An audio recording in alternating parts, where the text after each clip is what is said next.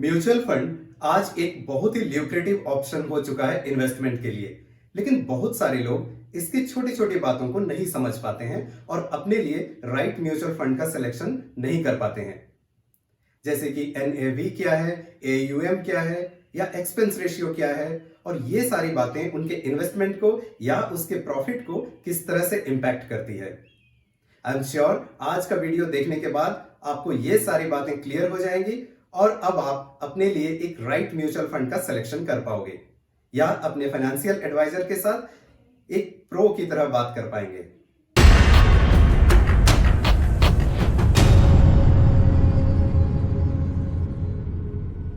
Mutual fund आखिर है क्या? Mutual fund collections of stocks होते हैं। स्टॉक्स जिसे आप कॉमन लैंग्वेज में शेयर्स कहते हैं या इकोनॉमिक्स की भाषा में इक्विटी भी कहते हैं। तो स्टॉक्स, शेयर या इक्विटी ये तीनों एक ही चीज हैं। अगर आप बहुत सारे शेयर्स, इक्विटी या स्टॉक्स को एक बॉक्स में डाल देंगे तो वो बॉक्स आपका एक म्यूचुअल फंड हो जाएगा। एग्जाम्पल के लिए आप अगर एक स्वीट्स का बॉक्स खरीदते हैं जिसमें बहुत सारे वैरायटी के स्वीट्स हैं, तो इसमें से एक एक स्वीट्स अगर आपका एक शेयर हुआ तो ये स्वीट का जो डब्बा है यह आपका एक म्यूचुअल फंड कहलाएगा। जैसा कि मैंने आपको बताया कि mutual fund collections of shares होता है, तो उस म्यूचुअल फंड में किस किस कंपनी के शेयर हैं आप वो भी डिटेल देख सकते हैं। इसे म्यूचुअल फंड का पोर्टफोलियो कहा जाता है। जैसे कि आप एसबीआई म्यूचुअल फंड जो मैंने ओपन कर रखा है, इसमें आप देखेंगे कि एचडीएफसी बैंक का 8% शेयर्स है, आईसीआईसी बैंक, इन्फोसिस, रिलायंस इंडस्ट्रीज, लार्सन, आईटीसी। इस म्यूचुअल फंड में इतने सारे कंपनीज के शेयर हैं। वैसे ही अगर आप आईडीएफसी लार्ज कैप फंड को देखेंगे तो इसमें आप देखेंगे कि HDFC, ICICI bank, SBI, Infosys, ITC, Maruti Suzuki, L and T, इन सब कंपनियों के शेयर्स इस म्यूचुअल फंड में हैं। ऐसा ही आप कोई भी म्यूचुअल फंड ओपन करके उस म्यूचुअल फंड का पोर्टफोलियो आप देख सकते हैं कि उस म्यूचुअल फंड में किस किस कंपनी के शेयर हैं। फिर आप अपना डिसीजन ले सकते हैं कि आपको इस म्यूचुअल फंड में इन्वेस्ट करना चाहिए या नहीं करना चाहिए। अब देखते हैं म्यूचुअल फंड को मैनेज कौन करता है। म्यूचुअल फंड को मैनेज करने के लिए एसेट मैनेजमेंट कंपनीज होती हैं। जैसे एसबीआई का एसबीआई म्यूचुअल फंड, आईसीआईसीआई का ICICI Prudential mutual funds, Birla Sun Life mutual fund, UTI mutual fund, Axis mutual fund, Tata mutual fund, ये सारे एसेट मैनेजमेंट कंपनीज हैं जिनके अपने म्यूचुअल फंड हैं। जब आप कोई शेयर खरीदते हैं शेयर मार्केट से, तो उसे आपको खुद ही मैनेज करना होता है। यानी कि कब आपको शेयर खरीदना है, कितने क्वांटिटी में खरीदना है, कब उसे बेचना चाहिए, ये सारे डिसीजन आपके होते हैं। लेकिन जब आप म्यूचुअल फंड खरीदते हैं तो ये सारे डिसीजन एएमसीज लेती हैं। एएमसी अपने एक एक्सपर्ट को अपॉइंट करती है जिसे फंड मैनेजर कहा जाता है। यहाँ आप देख सकते हैं कि आईडीएफसी का जो ये म्यूचुअल फंड है उसका फंड मैनेजर सुमित अग्रवाल है जो आपके म्यूचुअल फंड को मैनेज करेगा। अगर हम एक्सिस ब्लू चिप का देखेंगे तो फंड मैनेजर श्रेयास देवालकर हैं। आप इन फंड मैनेजर के बारे में डिटेल भी आप जान सकते हैं इन्वेस्ट करने से पहले। ऐसा ही आप कोई भी म्यूचुअल फंड आप ओपन करके अगर आप देखिएगा तो उसमें आपको फंड मैनेजर्स का डिटेल, जैसे एसबीआई म्यूचुअल फंड का फंड मैनेजर मिसेस सोहनी अंदानी है। आइए मैं अब आपको म्यूचुअल फंड के साइट में जाके दिखाता हूँ कि म्यूचुअल फंड से जुड़ी कौन-कौन सी बातें हमारे जानने लायक हैं। मैंने जी एग्जांपल के लिए इस कॉइन पर लॉगिन किया हुआ है। मेरा जीरोधा या किसी भी डीमैट अकाउंट को प्रमोट करने का कोई इरादा नहीं है। हम लोग एक्सप्लोर करते हैं कुछ इक्विटी म्यूचुअल फंड को। लेट्स से लार्ज कैप का एक म्यूचुअल फंड ओपन करता हूँ। ये सारे लिस्ट ऑफ म्यूचुअल फंड आपको दिख रहे हैं। इनमें से कोई भी एक ओपन करके हम लोग देख सकते हैं कि उस म्यूचुअल फंड के अंदर कौन-कौन सी बातें हैं जो हमारे जानने लायक हैं। लेट्स से मैं पहला वाला एक्सिस ब्लू चिप फंड को ओपन करता हूँ। इसमें सबसे पहले जब आप किसी म्यूचुअल फंड को ओपन करेंगे तो आपको सबसे पहले दिखेगा एनएवी। नेट एसेट वैल्यू किसी म्यूचुअल फंड के एक यूनिट का प्राइस होता है। इसे आप शेयर प्राइस से भी कंपेयर कर सकते हैं। जैसा कि जब आप शेयर खरीदते हैं तो एक शेयर का जो प्राइस होता है, उसी तरह से जब आप म्यूचुअल फंड खरीदते हैं एक यूनिट का प्राइस उसका एनएवी कहलाता है। आइए इसे एक डिटेल एग्जांपल में समझते हैं।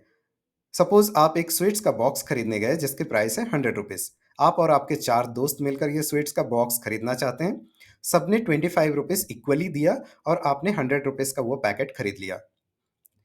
जब आपने स्वीट्स को डिवाइड किया, क्योंकि आपने इक्वल अमाउंट ऑफ मनी दिया था, इसलिए सबको इक्वल अमाउंट ऑफ स्वीट्स मिलेंगे, यानी 4 स्वीट्स ईच आपको सबको मिलेंगे। तो ये 4 स्वीट्स अगर आप उसको एक यूनिट मानते हैं, जिसकी प्राइस ₹25 होती है।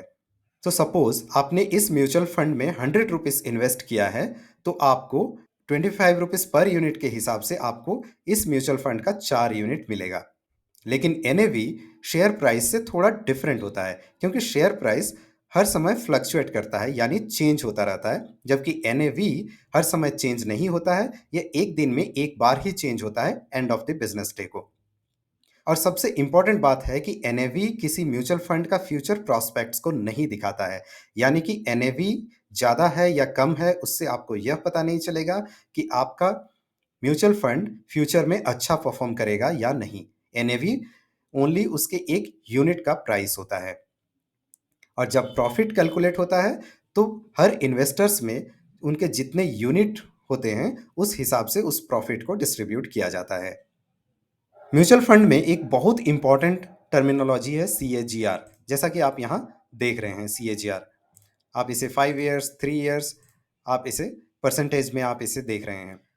सीएजीआर और कंपाउंडेड एनुअल ग्रोथ रेट, यह किसी म्यूचुअल फंड का एनुअल ग्रोथ रेट बताता है, ईयर ऑन ईयर उसका एवरेज ग्रोथ कैसा रहा। एक एग्जांपल से इसे समझते हैं।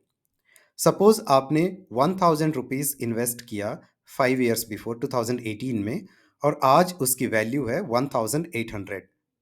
अगर हम इसे एब्सोल्यूट ग्रोथ में देखेंगे, तो आपका इन्वेस्टमेंट 80% बढ़ चुका है। एनुअल ग्रोथ रेट जबकि इसका कंसिस्टेंट नहीं रहा, हर साल यह वेरी होता रहा, चेंज होता रहा। 21 में यह -10% बढ़ा, यानी कि आपका इसमें लॉस हुआ। 23 में यह 21% बढ़ा। तो एब्सोल्यूट ग्रोथ में यह आपका 80% ग्रोथ होता है। लेकिन अगर हम year on year average growth rate देखेंगे, तो आपका ईयर ऑन ईयर 12.5% के हिसाब से 5 ईयर्स तक आपका ग्रोथ हुआ है ऑन एन एवरेज। इसे ही सीएजीआर कहते हैं, यानी कंपाउंडेड एनुअल ग्रोथ रेट। यह बहुत ही इंपॉर्टेंट है किसी म्यूचुअल फंड के पास्ट परफॉर्मेंस को जानने के लिए। लेकिन अगेन, किसी म्यूचुअल फंड का पास्ट परफॉर्मेंस उसके फ्यूचर परफॉर्मेंस को इंडिकेट नहीं करता है। यह सीएजीआर आपको किसी म्यूचुअल फंड के बारे में इतना बेसिक आइडिया दे देता है कि पास्ट में इसका परफॉर्मेंस कैसा रहा। एयूएम और एसेट अंडर मैनेजमेंट किसी म्यूचुअल फंड का ओवरऑल मार्केट वैल्यू दिखाता है। इसे सिंपल टर्म में अगर हम समझें, तो किसी एएमसी यानी किसी कंपनी के पास उस म्यूचुअल फंड में इन्वेस्ट करने के लिए टोटल एसेट्स, यानी कि टोटल पैसा उसके पास कितना है उस म्यूचुअल फंड में इन्वेस्ट करने के लिए, यह दिखाता है। इसमें उस म्यूचुअल फंड से आए रिटर्न्स या प्रॉफिट को भी काउंट किया जाता है। जब आप किसी म्यूचुअल फंड में इन्वेस्ट करते हैं, उसी तरह से हजारों और लाखों लोगों ने भी उस म्यूचुअल फंड में इन्वेस्ट किया होगा। यह एसेट अंडर मैनेजमेंट और एयूएम वो टोटल एसेट होता है जितना लोगों ने इन्वेस्ट किया है। यानी एयूएम यह दिखाता है कि उस म्यूचुअल फंड में कितना इन्वेस्टमेंट हुआ है, यानी जितना ज़्यादा एयूएम है, यानी उतने ज़्यादा लोगों ने उस पर इन्वेस्ट किया हुआ है। इसी एयूएम को यूज़ करके फंड मैनेजर डिसाइड करता है कि कितना म्यूचुअल फंड उसे खरीदना है या कितना वो खरीद सकता है। इस तरह के डिसीजन लेने में हेल्प करता है। यानी कि जिसके पास जितना ज़्यादा एयूएम होगा, उसके पास उतना ज़्यादा फंड होगा उस म्यूचुअल फंड में इन्वेस्ट करने के लिए। एयूएम एक बहुत ही इंपॉर्टेंट फैक्टर है समझने के लिए, जब आप किसी डेट फंड में इन्वेस्ट कर रहे हों। दूसरे फंड में एयूएम उतना इंपॉर्टेंट नहीं होता है। डेट फंड यानी जिसमें आपका फिक्स्ड रिटर्न आने की पॉसिबिलिटीज होती है, जैसे कि गवर्नमेंट सिक्योरिटीज या बॉन्ड्स, यह उसके एक्सपेंस रेशियो को इम्पैक्ट करता है। दूसरे म्यूचुअल फंड में एयूएम उतना इम्पैक्ट नहीं करता है। जैसा कि आप देख रहे हैं कि इस म्यूचुअल फंड में एक्सिस बैंक के पास 36,890 करोड़ है, उस एयूएम है। डिफरेंट म्यूचुअल फंड में कितना कितना एयूएम है। इन्वेस्को के पास 700 करोड़, एलआईसी के पास 700 करोड़, आईडीबीआई के पास 600 करोड़, 643 करोड़, इस तरह का एसेट इनके पास है इस म्यूचुअल फंड में इन्वेस्ट करने के लिए। लेकिन जैसा कि मैंने कहा कि एयूएम इंडिकेट नहीं करता है कि उस म्यूचुअल फंड का ग्रोथ कैसा होगा। आप एक एक एग्जांपल के लिए देखते हैं एक्सिस ब्लू चिप फंड जिसके पास 36,890 करोड़ का एयूएम है, जो सबसे ज़्यादा है। उसका सीएजीआर यानी एनुअल ग्रोथ रेट एवरेज अगर हम देखेंगे तो 3 इयर्स का उसका रिटर्न है 11.8%। वहीं अगर आप आईडीएफसी लार्ज कैप फंड को सेम लार्ज कैप फंड में हम देखते हैं कि उसका सीएजीआर 14% है, जो कि उससे ज़्यादा है, जबकि उसका एयूएम 1000 करोड़ ही है। उससे बहुत कम एयूएम है, लेकिन फिर भी उसमें रिटर्न 14% यानी उससे ज़्यादा आया है। दैट मीन्स एयूएम आपको यह नहीं बताता है कि उस म्यूचुअल फंड का रिटर्न आपका कैसा आएगा। एयूएम आपको यह ज़रूर बताता है कि कितना हज़ार करोड़ उस कंपनी के पास है अभी इन्वेस्ट करने के लिए, यानी कितने और लोगों ने उसमें ट्रस्ट किया हुआ है और उसमें इन्वेस्ट किया हुआ है। म्यूचुअल फंड में जो सबसे इम्पॉर्टेंट बात आपको समझनी है वह है एक्सपेंस रेशियो। जैसा कि मैंने आपको पहले बताया कि जब आप कोई शेयर खरीदते हैं तो आप सारा डिसीजन खुद लेते हैं, यानी कितना अमाउंट उसमें इन्वेस्ट करना है, कितने क्वांटिटी के शेयर खरीदने हैं, कब उस शेयर को बेचना है, और आप सारा मार्केट स्टडी करते हैं उस शेयर को बेचने या खरीदने के समय। लेकिन जब आप म्यूचुअल फंड खरीदते हैं तो इसके लिए एक फंड मैनेजर एलोकेट होता है जो इस मामले में एक्सपर्ट होता है। लेकिन इसके पीछे भी बहुत सारा काम होता है एसेट मैनेजमेंट कंपनी के पास, जिसके लिए वो आपको कुछ परसेंटेज चार्ज करते हैं किसी म्यूचुअल फंड में इन्वेस्ट करने के लिए। इसी को एक्सपेंस रेशियो कहा जाता है। जब आप किसी म्यूचुअल फंड में इन्वेस्ट करते हैं तो जितना एक्सपेंस रेशियो होता है उतना आप उस एएमसी या उस एसेट मैनेजमेंट कंपनी को आप पे करते हैं as a fee to manage your investment. इसका आपके प्रॉफिट या एक्चुअल रिटर्न पर बहुत ज़्यादा इम्पैक्ट होता है। आइए इसे एक एग्जांपल से समझते हैं। सपोज आप 5,000 रुपीज़ इन्वेस्ट कर रहे हैं 10 ईयर्स के लिए, जिसका रिटर्न 12% ऑन एन एवरेज, यानी सीएजीआर 12% है फॉर 10 ईयर्स। तो आप एक्चुअल में आपको 11.6 लाख रुपीज़ आपको मिलने चाहिए थे at the end of 10 year. लेकिन अगर आपका एक्सपेंस रेशियो 0.5% है तो आपको एक्चुअल में 11.27 लाख ही रिटर्न में मिलेंगे। वहीं अगर आपका एक्सपेंस रेशियो 1.5% हो जाता है तो आपको ओनली 10.6 लाख रुपीस आपको रिटर्न मिलेंगे। तो आप देख सकते हैं कि एक माइनर सा परसेंटेज इंक्रीज 10 इयर्स में आपके ओवरऑल रिटर्न में कितना इम्पैक्ट करता है। जब भी आप इन्वेस्ट करें तो एक्सपेंस रेशियो का ध्यान रखना बहुत ही जरूरी है। जितना कम एक्सपेंस रेशियो उतना आपके लिए अच्छा है।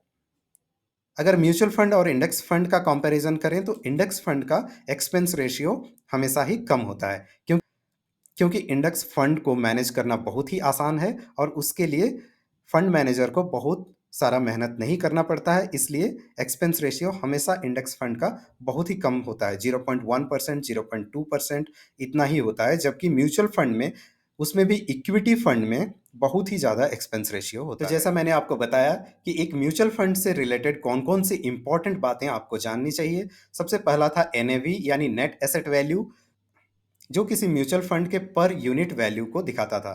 एनएवी किसी म्यूचुअल फंड का फ्यूचर प्रोस्पेक्ट्स को नहीं बताता है, यह सिर्फ आपको इतना दिखाता है कि आपको उसमें कितना यूनिट मिलेगा।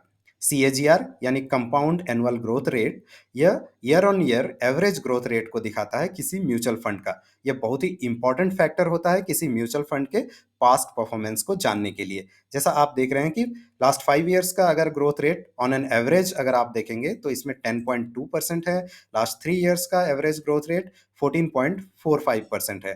तो दूसरा एक इंपॉर्टेंट चीज हमने देखा था वो एयूएम यानी एसेट अंडर मैनेजमेंट। उस एएमसी यानी उस एसेट मैनेजमेंट कंपनी के पास कितना पैसा है अभी उस म्यूचुअल फंड में इन्वेस्ट करने के लिए। जो सबसे ज्यादा इंपैक्ट करने वाली चीज हमने देखी वो थी एक्सपेंस रेशियो। जितना एक्सपेंस रेशियो ज़्यादा होगा उतना ही आपके रिटर्न या प्रॉफिट पर इम्पैक्ट होगा। इसलिए जितना कम एक्सपेंस रेशियो उतना आपके लिए अच्छा है, यानी उतना ज़्यादा रिटर्न आपको मिलेगा। एक माइनर सा परसेंटेज इंक्रीज एक्सपेंस रेशियो में आपके प्रॉफिट में लाखों का अंतर ले आता है। आई होप कि आज आपको म्यूचुअल फंड से रिलेटेड बहुत सारे कॉन्सेप्ट क्लियर हो गए होंगे जो आपको हेल्प करेंगे कि जब आप किसी म्यूचुअल फंड में इन्वेस्ट कर रहे हों तो। Thanks for